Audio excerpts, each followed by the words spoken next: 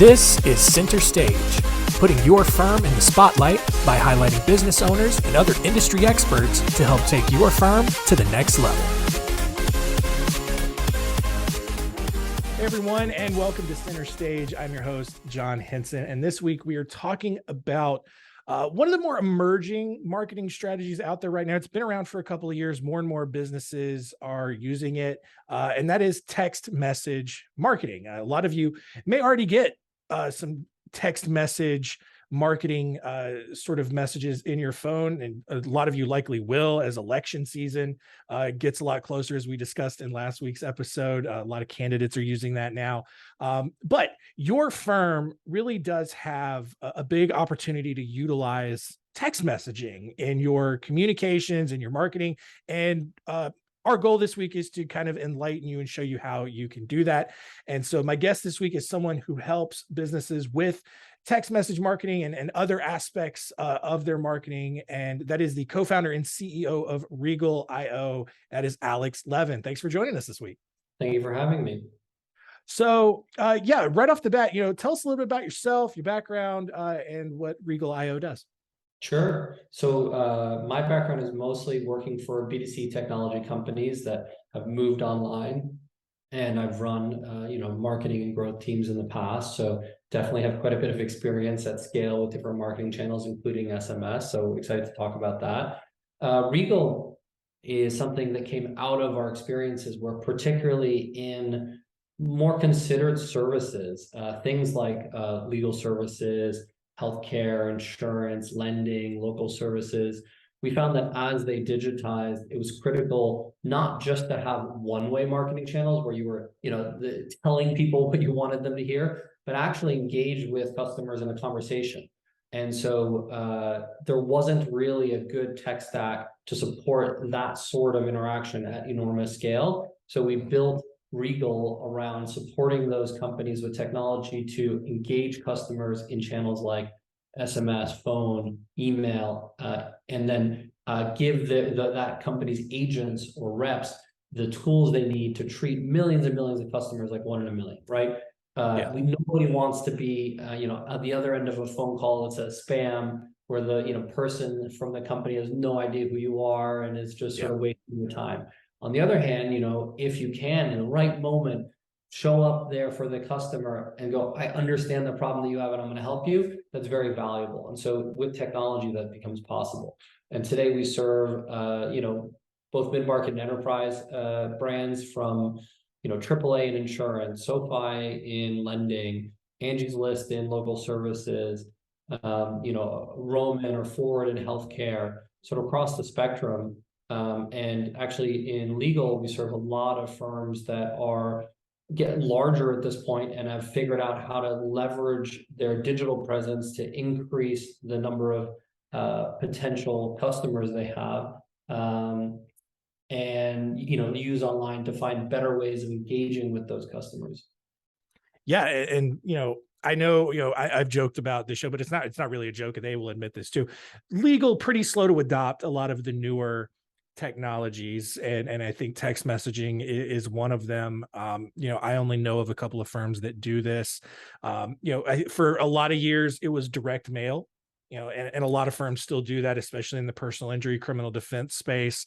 Anytime you get a traffic ticket, you can just expect like a dozen different, envelopes to show up in your mailbox. Then email came along. More and more people we're seeing are utilizing email a lot more now, which is great. But now text messaging is coming up. So, from where you're sitting, why is text messaging such a great tool that firms can use for their communication and their marketing? Yeah, I mean, I'll just start by just take a step back. I don't think that law firms are slow to adopt technology. As an example, there's a product called Westlaw, which Thomson Reuters now owns, which was the sort of very early incarnation of taking every legal case that exists that used to be in a library, in a book, and putting it online. And it used to be a closed, system, and now it's more of an open system, but putting it online and making it available to lawyers so they could have the correct citations. And every law firm in the world has a Westlaw terminal. And so law firms are actually very early, similar to financial firms Hmm. on that side, from a data perspective, having technology that changed their internal workflows. And when you look at the complexity of workflows around contracts and what you need to do with clients and billing, they actually have adopted a lot of technology. So I wouldn't say that they're slow to adopt technology. I think a lot of law firms, in my experience, given their background, are nervous about the way in which they communicate with clients, especially when Sure. it's written. They're nervous about anything that is discoverable. They're nervous about recording a conversation. They're nervous about what the laws are around how you're going to engage with somebody. So I think that's perfectly fair. Particularly, I think when we talk to law firms, they have folks who are very good at the internal technology, but they may not have a person who works for a law firm who's comfortable using some of these new marketing channels. So I think it's worth talking through even more than SMS, a little bit like how to think about moving into using all these marketing channels, if that's okay. And then I'm happy to Yeah. weave in SMS. Yeah, absolutely. So maybe take a step back. If you are running a law firm today, you are a marketer. And it's a Yep. weird thing to think about. You didn't go to school to be a marketer. You didn't want to be a marketer, but effectively you will have to be a marketer, right? You've got to go out there and convince people to buy your services. If you're only relying on person-to-person sales, you're missing a trick. You may be great at that, but you're missing something. So the advantage of marketing is that you can make it feel to your customers or prospective customers like you are the default institutional provider in your space. What I mean is, if that person that you're targeting, you think is your ideal customer, leaves their home and they see your billboard and they see a direct mail, and when they Google, they see your ad. When they go to Facebook, they see your ad. You call them and you're talking. All of a sudden they go, "Oh my goodness, I've seen X law firm 7 times in the last 2 days. They must be the leader in this space." Now, you don't have to tell them that you only were marketing in that 2-block area because you knew those were your exact customers. We were only marketing that one segment because you knew they were your ideal customer. But my point is, it's not about going and doing national advertising. It's not about doing Right. big TV blitzes. It's about figuring out who your customer is and finding ways to hit them 6, 7, 8 times, because that's how you're going to get them interested in you, in your firm. So that when you do have that conversation, they go, "Oh, I know who you are." So the parallel I sometimes draw is, the benches that real estate folks always take out and put their picture on. It's actually not a crazy strategy, right? Because all of a sudden, everybody who goes by the neighborhood goes, "Oh, I know that, so and so, Sally Smith is the right person in this area for me." So Yeah. think about a holistic strategy where you're doing multiple channels at once. I think, to your point, people have been sort of nervous about SMS. I think because it was something that was a little bit more regulated than email.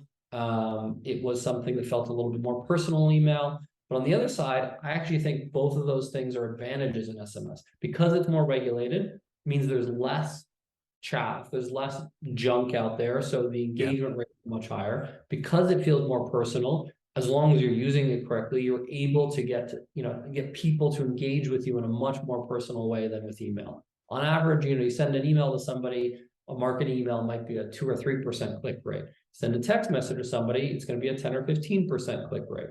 So it's much higher engagement channel. We'll talk, as we get into it, about sort of the strategies and how to make sure you do it correctly. But at a high level, it's not a bad thing that it's regulated and personal. Those are good things. You just have to know how to use the channel correctly. Yeah, absolutely. I mean, that's, one of the things that's kind of a drawback almost with maybe direct mail or email is you could just get uh, you know, any address or any email, and ultimately like you can end up getting penalized for it, with spamming and all of that. Whereas I think it's a lot more difficult to get phone numbers and have people even, opt into that sort of thing. But also the other thing about it that I like about the text message is your phone number is like the one thing that you typically don't change as Yeah. often, right? Yeah. People move to different addresses a lot. They change their emails a lot. A lot of people don't change their phone number nearly as much. And so that becomes just an even more valuable piece of marketing data if you can get that from a lead. Yeah. So let's start there. So, I'm not a huge proponent of cold calling or cold texting. Yeah. There are ways to do it. I'm not even going to get into it because I just think it's not the right way to engage with people. What I think is very powerful is if you have people engaging with your brand, ask for their phone number. And there's a lot of different ways to do it, and sort of you've seen these things that pop over a site and, say, please give us your phone number so you can talk to a human being, or please give us your phone number if it's in retail for a discount. So there might have to be a give get of some kind, but I do recommend high in the funnel, in your digital experience, getting the phone number. Once you have that phone number, or as you're getting it, make sure that your terms are setting up for success. What I mean by that is explicitly tell the customer that you're going to be using an ATDS, an automated telephone dialing system, to send them text messages, calls, pre-recorded voicemail. Those are 3 different channels in the United States, and you technically have to ask for permission for all of them. All that means is you need a sentence that says, you give us permission basically to use an automated telephone dialing system to contact you via calls, text messages, and pre-recorded voicemail. Usually we suggest having a checkbox so the person actively checks it and then hits next. There are some situations in which that's not necessary, but that's a whole different conversation. Let's assume you now have permission from this person now. You have their phone number, you have permission to engage with them. Now you need some tools. So there sort of certainly is the ability to manually text somebody for your phone, but that's not a scalable strategy. So I highly recommend getting a product like Regal that allows you to send high volume outbound SMS from a long number, not a short code. So you don't want to be sending text messages from short codes anymore because people know that it's spam, right? You want a long number. You want a system that is going to allow you to customize the messages based on what you know about the customer. Hi, first name. This is lawyer name. I see you're living in, city and you're interested in product. Let's chat on date, right? You can do that at a huge scale, but you need to have a product that can allow you to customize that. And then, that's one way. You also want the same product to have the ability to do 2-way, meaning if the person engages, you want some way to respond. And I think that's quite hard to find products that do both. Regal does. And then the last thing is you want a product that ideally has an AI bot on it. So great, if you're there to respond, wonderful. But if you start setting up these programs, somebody responds and you're on vacation for 2 days, now that customer is disappointed. So having an AI bot allows you to make sure you're engaging the person at night, on weekends, when you're away, when you're busy, and move them through the funnel and then make sure that they're not left alone. So again, Regal has that as well. It's very rare. I don't think I know no products that have all 3: the marketing SMS, the 2-way SMS, and an AI bot all together. So, that makes it a very useful package for people. Yeah. Once you're sort of doing all that, usually what I suggest the goal to be is find the hand raisers and qualify them. And if you have a high enough value product that you're selling, you may want the hand raisers to be going directly to a human being, whether it's you or somebody else on the team, to talk. If it's not a high enough value product, maybe the first step is when there's a hand raiser that's interested, you send them a text message saying, what's your annual income? Or do you, if it's mass tort, do you have did you live in this area between this date and that date? So qualify them and then pass them to a human. So you can do a lot in an automated way. You can even use all these automated things to get them to actually call you, or you can automatically schedule a call to them and get them on the line before you're wasting any human time. So it depends on the scale that you're operating, but you can get very efficient. When it comes to actual campaigns, usually we suggest a few. So when you first get the lead, speed to lead is very important, and you need to engage that person right away and be the first firm that engages them. In these sort of services, assume that person is going looking at 2 or 3 lawyers. Whoever's the first to get to them wins the large majority of the time. It's a crazy thing, but it is a signal to that customer that you're more interested, and they tend to stop engaging as future people try to reach out to them. At Regal, for instance, we even have a deal with the cell phone carriers to brand calls on cell phones so that when you're calling them, they know it's you and they answer at a much higher rate. So another value. But now, you're sort of doing that upfront to try and engage them. Other sorts of campaigns we highly recommend are 2 things. One, re-engagement. So if that person who you think is a good prospect goes away, but your system sees they click on your website, or they click on an email, or they are doing something that shows you think they're engaged again, have a text message or a call that goes out in that second. So you need systems that are hooked into your website, your email marketing, to make sure that you know when they're showing signs of engagement to reach out again. And then the last campaign is a nurture campaign. So, you should be setting up, 3, 6, 12 months of drips of text messages and emails even, that try to keep the person interested. Show them your areas of expertise, highlight things that as a firm you're doing, explain the value proposition, do it over a long period of time, particularly for emotional decisions like education or certain legal services. It's Yeah. not a decision that's going to be made overnight. It's something where you want a steady drip of information to that customer to slowly win them over. Yeah.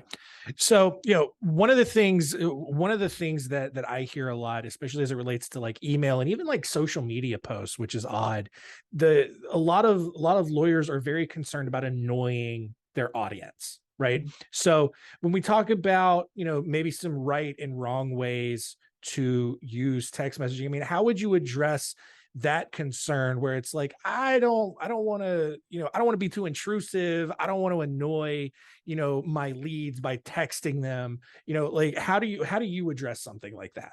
So a couple things. So there's the legal side of it, which is you have to get opt-in, and if the person Yep. responds stop, you have to opt them out, and you need to respect that. And there are certain rules that you cannot violate.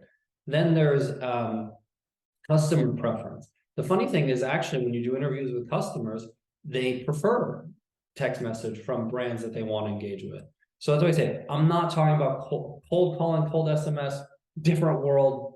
Don't want to engage on that. But Yeah. if you're doing something with somebody who's an interested prospect, this is something that they prefer, as long as you're demonstrating that it's actually a channel that they can use to reach out to. Now, if you open up an SMS conversation with them and they respond and you never respond back, well, that's a black eye, right? If they give you a phone number and you're just sending them, they clearly were interested in, services around, divorce, and you're constantly telling them about, child protective services, again, you've Right. lost them. But people like and expect SMS as a channel. So that's not the issue. It's just how you use it.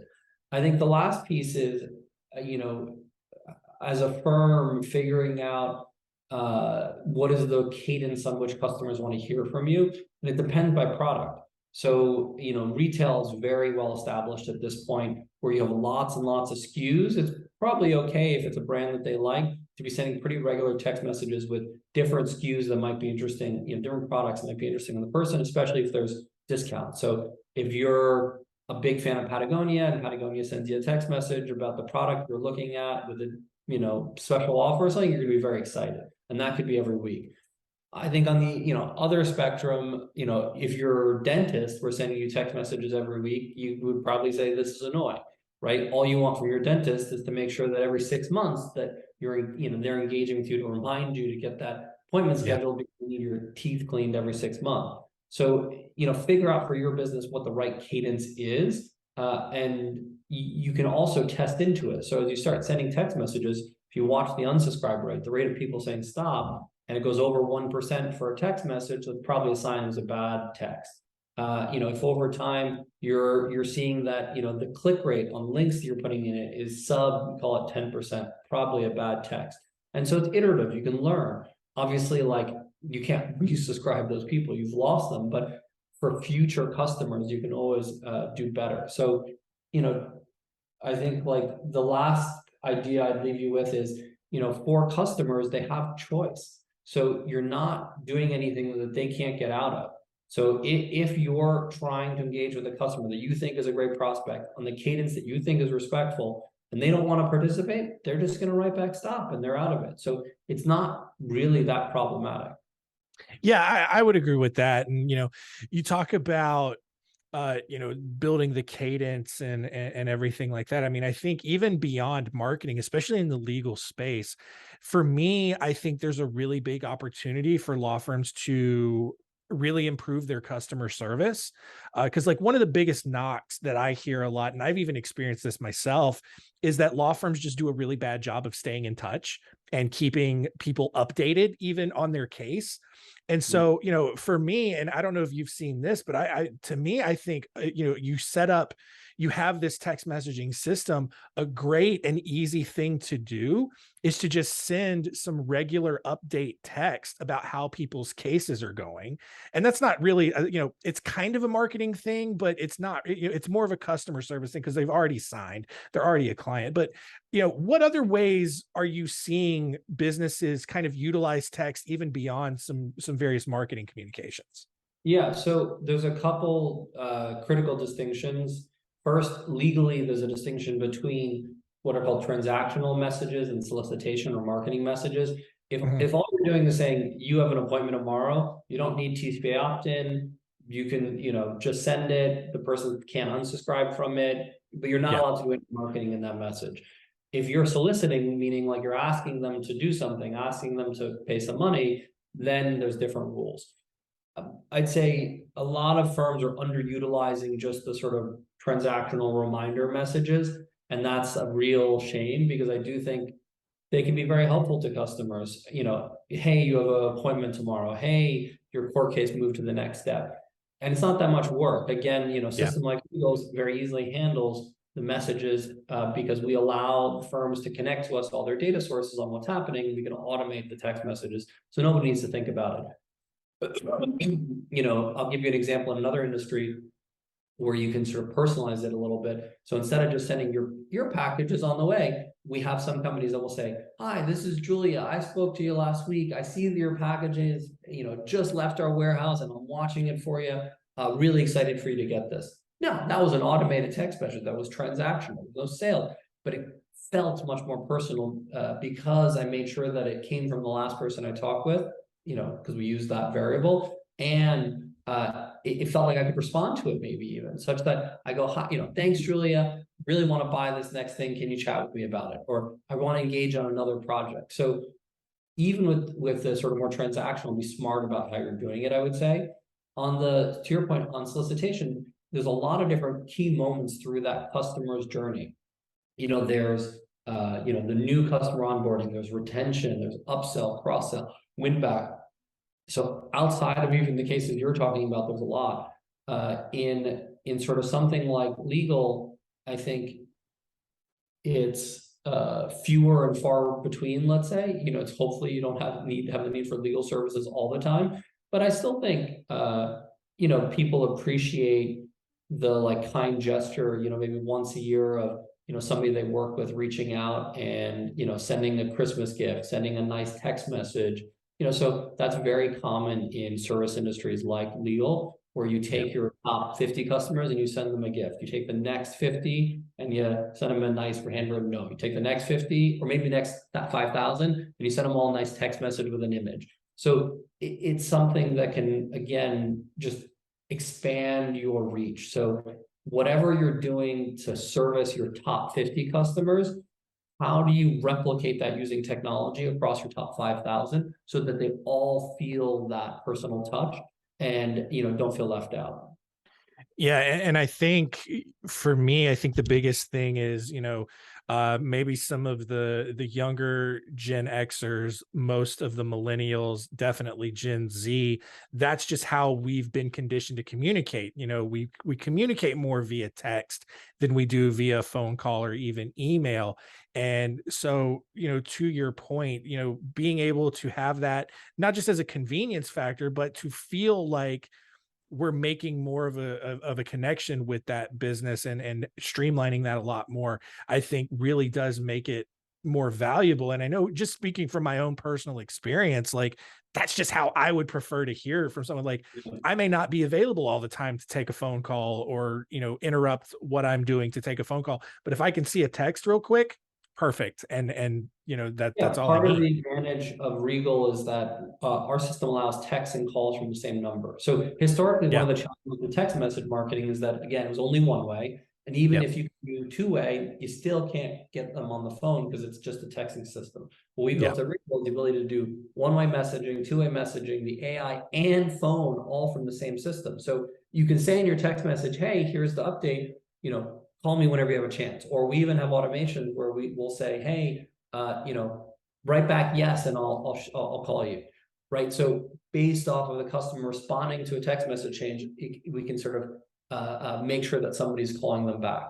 So those are just, again, opportunities to leverage technology to treat somebody better at more scale. When it was just a small practice and you had your shingle out and there were 2 lawyers, you could give that level of care to your clients. As you grow and get larger, you're going to need support. You're going to need technology to be able to offer that same level of service to more clients. And that's perfectly okay. And again, you can wow clients very easily now using these tools.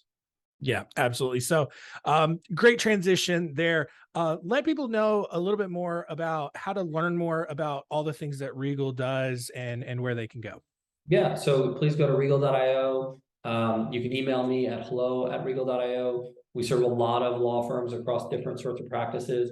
I think, if you're 1 or 2 lawyers, there are probably simpler tools out there. If you email me, I'm happy to recommend them. But as your sort of maturity grows on the marketing, we can really help have a lot of impact in moving firms from very basic one-on-one type SMS usage to very sophisticated, personalized, customized, segment-based, and journey-based messaging. And, it has an enormous impact on people's business at scale. Love it. And yeah, it just a lot of good stuff there. I love all the insight that you shared and just, try just kind of shining the light on just how much opportunity really is there for text message marketing. One final question for you though, before we wrap up, if you had one final piece of advice for our listeners, what would it be? Yeah, I mean, go back to the point I made at the beginning. Everybody is a marketer. I Yeah. think, I talk to so many folks who sort of go, I'm really great at, X, piece. Maybe it's just sales, or they're very good at direct mail, or very good at whatever, but they're missing the opportunity to expand in more channels. And it takes time, I understand, but I definitely think it's worth the investment to sit down, figure out exactly who's your right customer, and figure out how you can reach that customer across different channels, because it is going to have a massive impact on your business. Yeah, absolutely. Just, understanding that client's journey, through their entire experience with your firm, and just the different tools that you can use to help them out really does make all the difference. And so, Alex, thanks so much for joining us. A lot of great stuff, that you shared with us, and hope you guys check out Regal and see if there's an opportunity there for you to start using more text messaging in your communications, whether it's marketing or even just case updates along the way, whatever it is. And that's going to do it for us this week. Please leave a rating and review if you have not done so yet. It really does help the show out. And that's it. Alex, thanks so much for joining us. Thanks for listening. To learn more, go to spotlightbranding.com/centerstage.